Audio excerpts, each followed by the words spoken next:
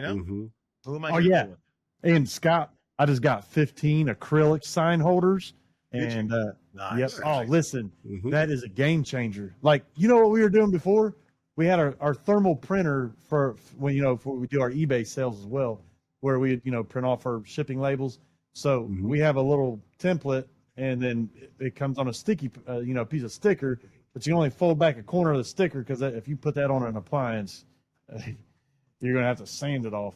So I got those acrylic like the bottom slides into it, and oh, dude, Oh, it nice. looks so good. Yeah, so I've been changing some stuff up, taking your Yeah. advice.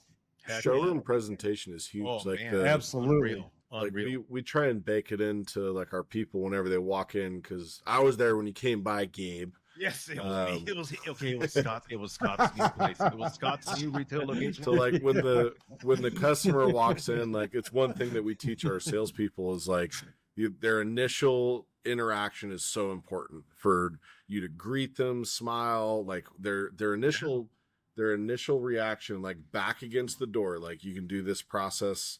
Doesn't matter if you're doing this out of your house, in your garage, and you're just starting, or you've got a storage unit like I used to have, or you have whatever. That initial curb front, whatever they call it, presentation is so important, because they're making an assessment of your business and what you sell. So like in our store, like that's how we set it up. I put my back against the door, and it's like, what do I see right whenever I come in, and what presentation, what do they see?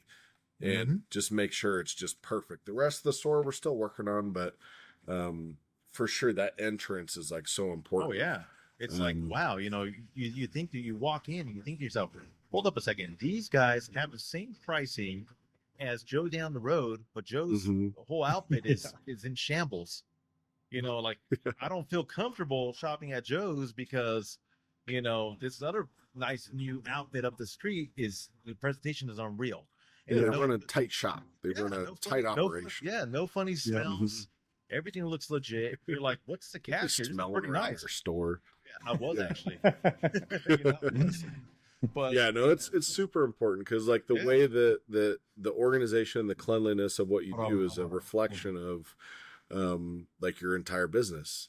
So like for instance, our old retail manager had this story where when he worked at Ashley Furniture, the owner of the organization would go to each location, go right to their bathroom, go in the bathroom, inspect it, and he would grade that location off their bathroom first. And then they'd go everywhere else. Pretty cool. I did that. Just so you know, I remember you saying that a couple weeks ago, and I did that. I went down to the bathroom and I said, next time I come out here and this bathroom's not clean, I'm firing everybody. Yeah. Right. But I'm not really going to fire the details, right? Like you can get the major things, but it's the details that make it all work. Just like society. So if you look at a society, you see how it treats its most vulnerable people, right? So like you go to, California is not is California part of America? Is that part of the United States? It's not a society out there. It's not a society. Okay. I think they're trying, but I don't know. I don't think we're gonna vote them in.